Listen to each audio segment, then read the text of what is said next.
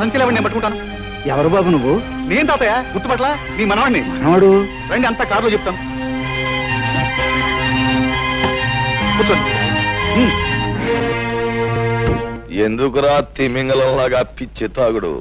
ఆయన జంక్షన్ లో పట్టుకుని ఇరిసేస్తాను, కలిసేస్తాను, పొడిసేస్తానని ఛాలెంజ్ చేసి జంక్షన్ లో 2 కాళ్ళ మీద పడిపోయి బేరమనం సిగ్గులేదు. చిచి ఆడికి కాదు సిగ్గు, ఆయన తీసుకొచ్చి పలా పెట్టిన వాళ్ళకు ఉండాలి సిగ్గు. లుచ్చాక బచ్చా, అసలే నేను నెప్పులు బాధలు మర్చిపోవడానికి తాగుతుంటే మధ్యలో నీ తిప్పుడే ఉంటా. నా యాలో నిన్ను ముక్కలుగా దరికి నీ మాంసంతో రుద్రయ్య, ఈ యాళ్ళకి నా మొహం చూసుదిరి. రాయుడు బాబు, ఈ రుద్రయ్య పుట్టుకుతో పులి, ఇప్పుడు దెబ్బతిన్న పులి ఇబ్బంది ఆగదు. ఇప్పుడే ఇలా నేను నువ్వు అన్నమాట సబుగానే ఉంది, కానీ ఇప్పుడు వద్దు. ఎందుకంటే ఇప్పుడు నువ్వు వెళ్ళాడిని పొడి చేసావు అనుకో, వెంటనే ఆ కేసు నీ మీదకి వచ్చేస్తుంది, ఓడిపోయినావు కనుక. ఇదిగో పంతులతో మాట్లాడు, మంచి ముహూర్తం పెట్టిస్తాను, నీ చేతికో పిస్తోల్ ఇస్తాను, వెళ్ళి కాల్సే. ఏ పోలీసోడు నిన్ను అనుమానించరు, ఎందుకంటే ఈ మొత్తం ప్రాంతంలో ఎవరికి పిస్తోల్ లేదు, నాకు పిస్తోల్ ఉన్నట్టు ఎవరికి తెలియదు. అది నొప్పిగా ఉందా బాబు? దేవుడి దయవల్ల పాపిస్టాడ్ చేతిలోంచి బయటపడ్డావు, మాకంతే చాలు పాపు. నిలువు నా ప్రాణాలు తీసే ఆ కసాయివాడు నిన్నేం చేస్తాడని మేము ఎంత భయపడ్డామో తెలుసా? అతను ప్రాణాలు తీస్తాడని మీరెందుకు అనుకుంటున్నారు? నీకు తెలియదు నాయనా, వాడు ఒక మనిషిని ఖూనీ చేసి జైలుకు వెళ్ళొచ్చినవాడు. శిక్ష పడ్డ వాళ్ళందరూ నేరస్తులు కారు. సాక్ష్యాలు ఆధారాల వలన ఒక్కొక్కసారి నిర్దోషి కూడా దోషి అవుతాడు. కానీ రుద్రయ్య నిర్దోషి కాదు హరి. తన భర్తను పొడి చంపడం గౌరి కళ్ళారా చూసింది. ఆ తర్వాత తన ఇంట్లోంచి కంగారుగా పారిపోవటం బావ చూశాడు. అవును బాబు, మీరు తెలియని నిజాన్ని సాక్ష్యంగా చెప్పారు. ఆ గౌరీ తప్పనిసరి పరిస్థితుల్లో అబద్ధాన్ని సాక్ష్యంగా చెప్పింది.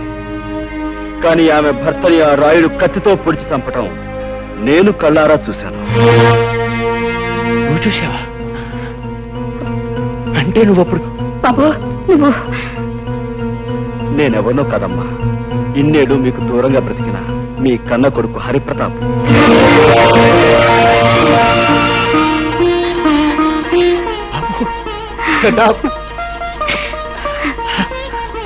బాబు, ఇన్నాళ్ళు మా కళ్ళ ముందే ఉంటూ ఈ నిజాన్ని ఎందుకు దాచావురా?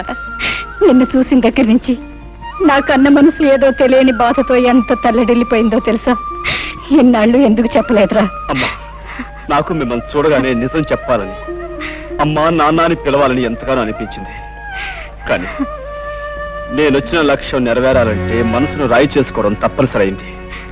నేను అనుకున్నట్టే అంత జరిగింది కనుక ఇప్పుడు మీకు నిజం చెప్పిన పర్వాలేదనిపించి చెప్పాను. నాన్న, ఆ రోజు మీకు గుర్తుందా? మాస్టర్ గారికి మామిడి పళ్ళు ఇచ్చి రమ్మని మీ దాన్ని పంపించారు.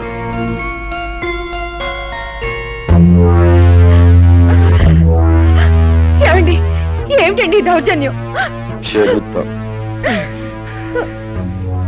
ఏమయ్యా హెడ్ మాస్టర్, స్కూల్ సొమ్ము తిన్నానే అనుకో, మరి నేను హెడ్ మాస్టర్ని జయించినోండి కదా, అభిమానంతో ఆ విషయాన్ని కడుపులో పెట్టుకోవాలి గాని పయ్యోళ్ళకు ఉత్తరాలు రాస్తావా? పసిపిల్లల చదువు కోసం, స్కూల్ అభివృద్ధి కోసం ప్రభుత్వం గ్రాంట్ చేసిన నిధుల్ని నువ్వు అలా తినేటు అన్యాయం కాదంటావా పాపాత్ముడా? అలా నేనేమి అనుకోను, కానీ నువ్వు చేసిన పొరపాటుకి ఈ కత్తితో కాజా దింపించేస్తే అలాగుంటది అంట. బాబు గారు, ఆయన చెప్పకండి, మీకు దండం పెడతాను. ఈ ఒక్కసారికి ఆయన క్షమించి వదిలేస్తే ఈ ఊరదిలే వెళ్ళిపోతామండి. ఆయన ఈ ఊరినే కాదు, ఈ లోకాన్నే వదిలి వెళ్ళిపోవాలి. మాస్టరు అయిపోయింది.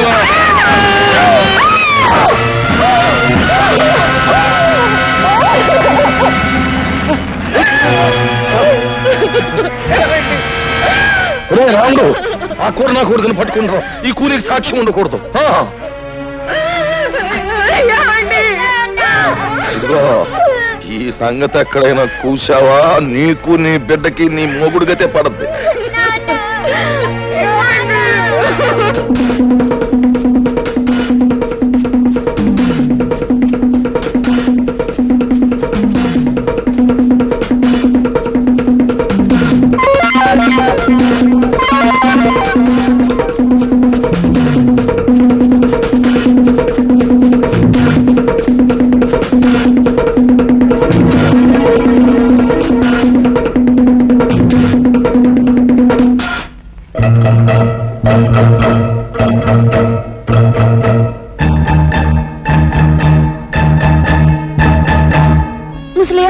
నన్ను మా ఇంటికి తీసుకెళ్ళవా?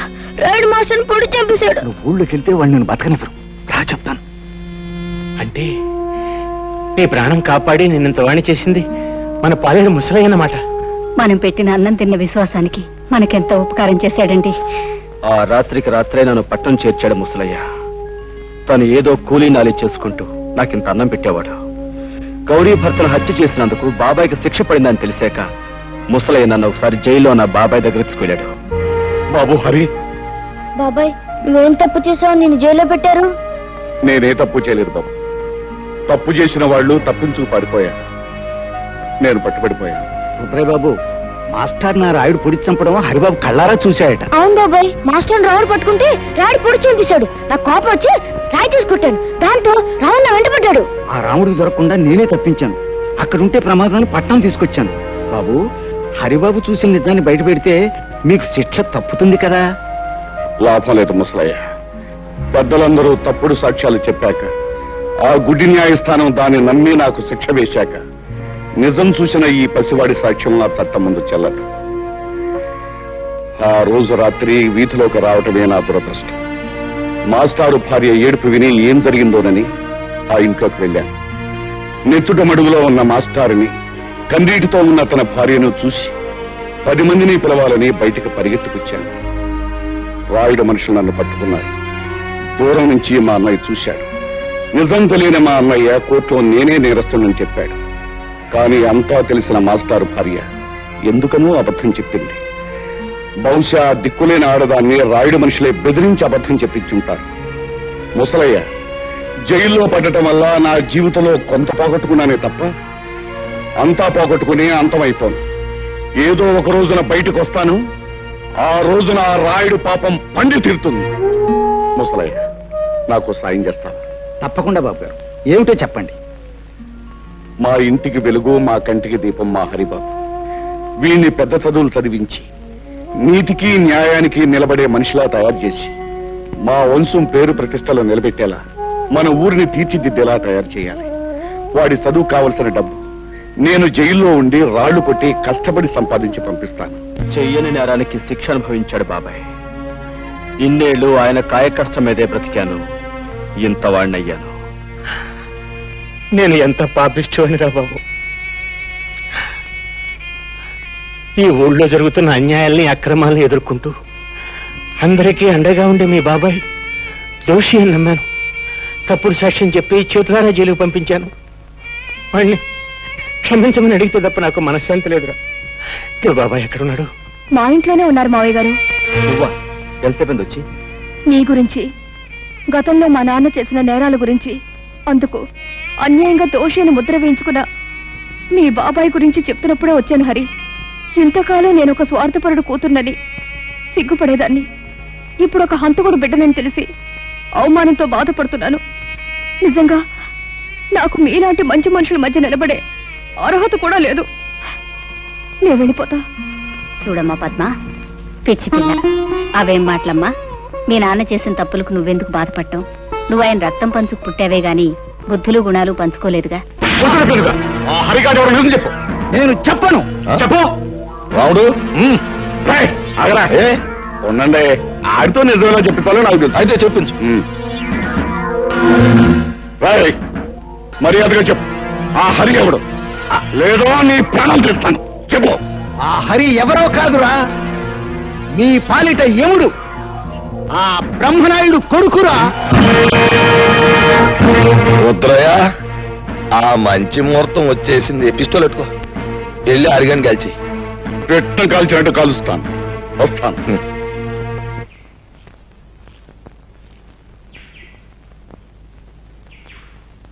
హరే హరే,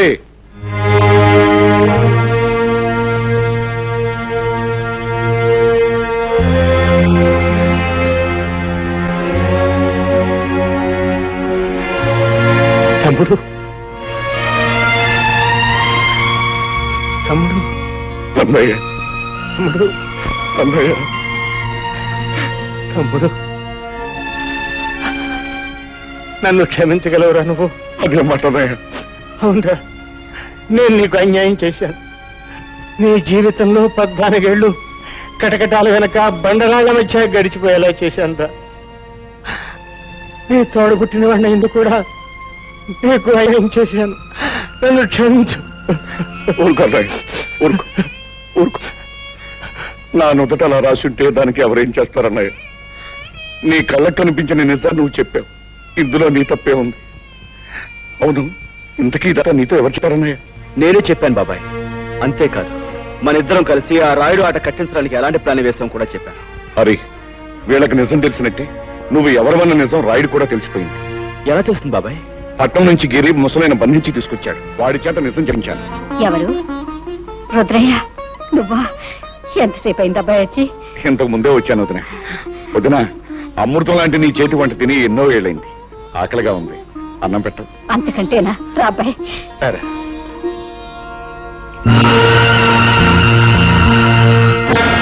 ఎరా రాముడు, నువ్వు చెప్పేది నిజమా? అవును బాబు, నా కళ్ళారా చూశాను, చెవులారా విన్నాను. అమ్మ రుద్రిగా, నువ్వు నా ముందే కుప్పి గంతులేస్తావురా? సరే, మీ అందరినీ కట్టగట్టి బాదం హల్వా, బందర్ లడ్డు, కాకినాడ కాజా కలిపి తినిపించేస్తా.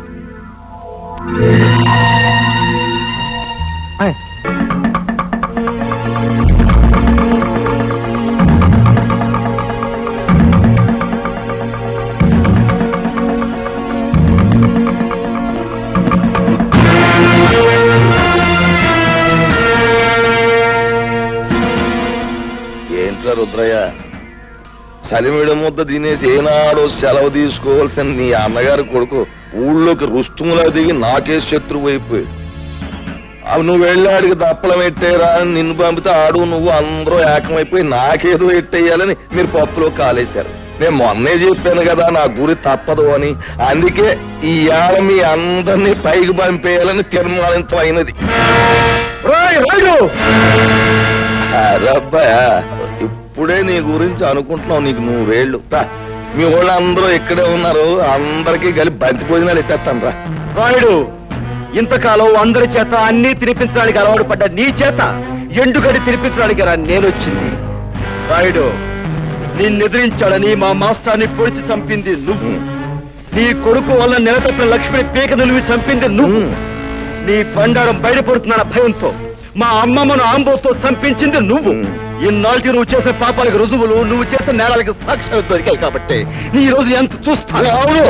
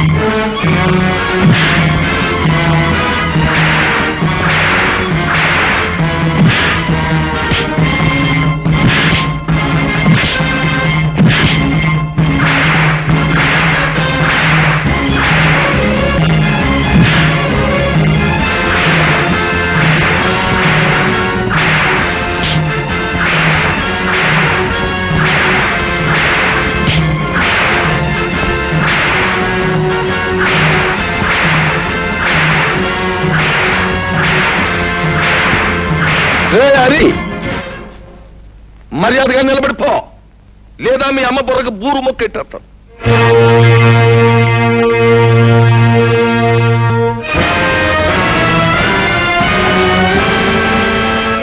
రే, ఆ నట్టుకొచ్చా చెట్టు కట్టయిందా?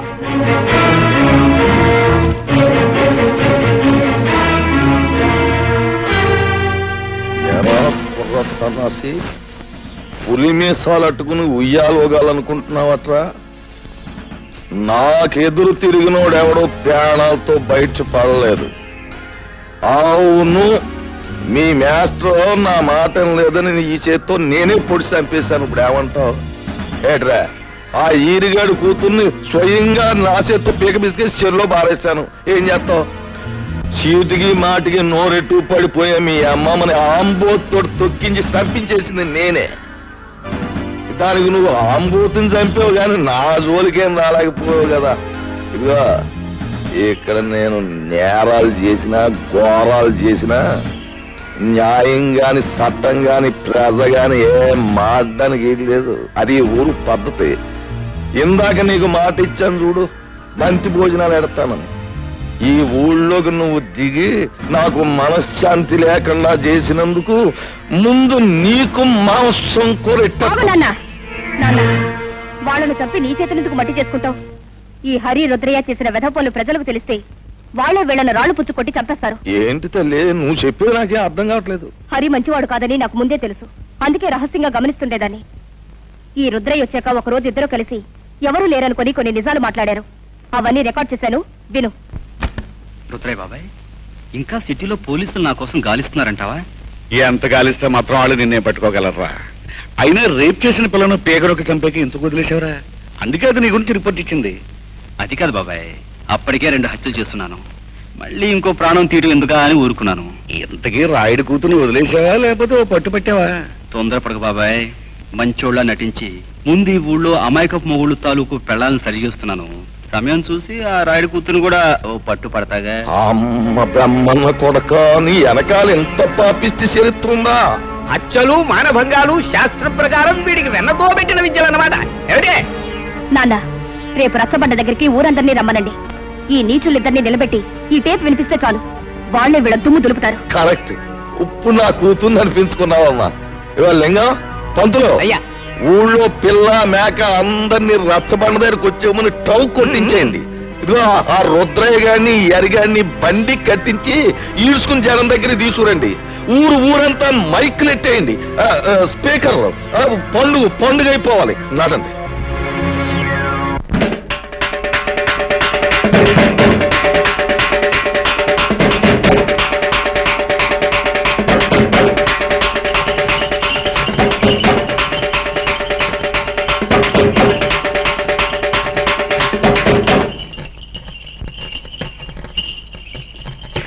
మహాజనులారా, నా గ్రామ ప్రజలారా, చక్కగా చల్లగా సాగిపోతున్న మన ఊళ్ళోకి ఈ అరిగాడనేవాడు పాములాగా వచ్చి ఇషాన్ని గక్కి ఊరిని అల్లకల్లోలం చేసేశాడు. అందుకే ఆడి చేత బాగా పొలావు తినిపించి మరీ గెంటేశాను ఊళ్ళోంచి. కానీ వెళ్ళిపోయినోడు ఆడు ఊరుకోలేదు. పగబట్టిన పావులాగా మళ్ళీ తిరుగుళ్ళోకి వచ్చాడు. మరి పచ్చినెత్తుర్ని పానకంలాగా తాగేసి ఆ రుద్రయ్య గారితో స్నేహం చేశాడు. ఇద్దరు కలిపి ఊరిని బూడిద చేసేయాలని ఓ ప్లాన్ వేసుకున్నారు. మాట్లాడమేమో లింగం? అయ్యా, హరి రుద్రయ్య ఎన్ని నేరాలు ఘోరాలు చేశారో మీ ముందు బయట పెడుతున్నాం. వీళ్ళ గురించి నిజం తెలిసాక శాస్త్ర ప్రకారం వీళ్ళని ఏం చేయాలో మీరే నిర్ణయించండి. ఏమిటి? తర్వాత వాళ్ళిద్దరూ కలిసి ఎన్ని పాపిష్టి పనులు చేశారో, ఎన్ని లుచ్చా పనులు చేశారో వాళ్ళ మాటలన్నీ కూడా ఇక్కడ ఉన్నాయి. అవి ఇప్పుడు మీకు వినిపిస్తాం. ఆ మాటలు విన్న తర్వాత ప్రజలైన మీరు మరి రాళ్లు పట్టుకుని రవ్వలడ్లే తినిపిస్తారో, కర్రలట్టుకుని కారపూసే తినిపిస్తారో మీరే తెచ్చుకోండి. అమ్మాయి పద్మ, ఆ కనెక్షన్ లో వైర్లు జాగ్రత్తగా ఉన్నాయా? అంతా రెడీ నాన్న. పేపర్ వినిపించే ప్రతి మాట సినిమా పాటలా వీధి వీధిన మారుమోగిపోతుంది. ఇక ఆలస్యం ఎందుకు, నొక్కే.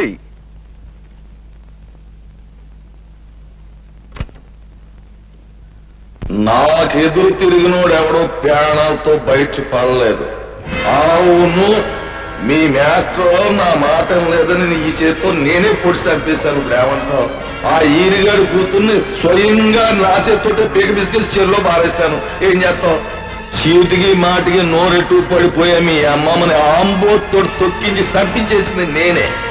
దానికి నువ్వు ఆంబోతుని చంపావు కానీ నా జోలికేం రాలేకపోయావు కదా.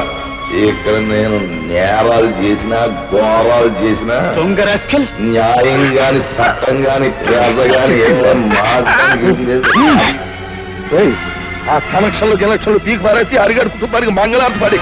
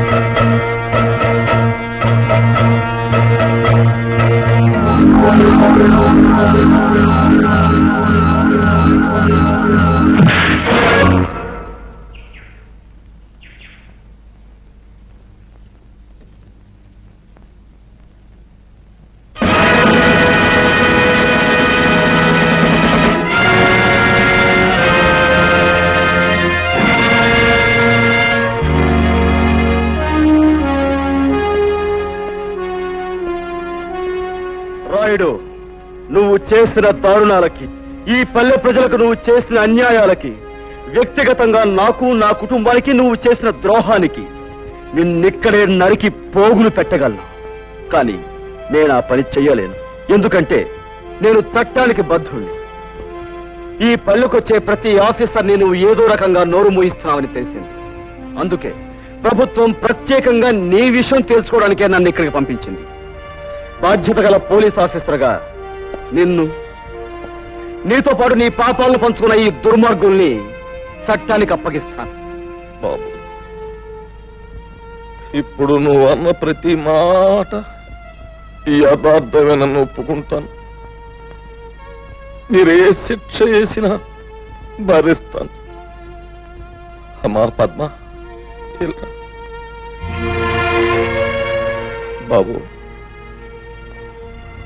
నా రక్తాన్నే పంచుకు పుట్టిన మంచితనం, మానవత్వం కూడా పెంచుకుంది మా పద్మ. దీనికి ఇక నువ్వే తోడుగా ఉండాలి. బాబు, నీ చల్లటి మనసుతో, నీ గుండె నిబ్బరంతో ఈ ఏళ్ళ నుంచి ఈ ఊరిని రామరాజ్యం చెయ్యాలి అని నేను కోరుకుంటున్నాను. అందరూ నన్ను మన్నించండి. చలో చలో.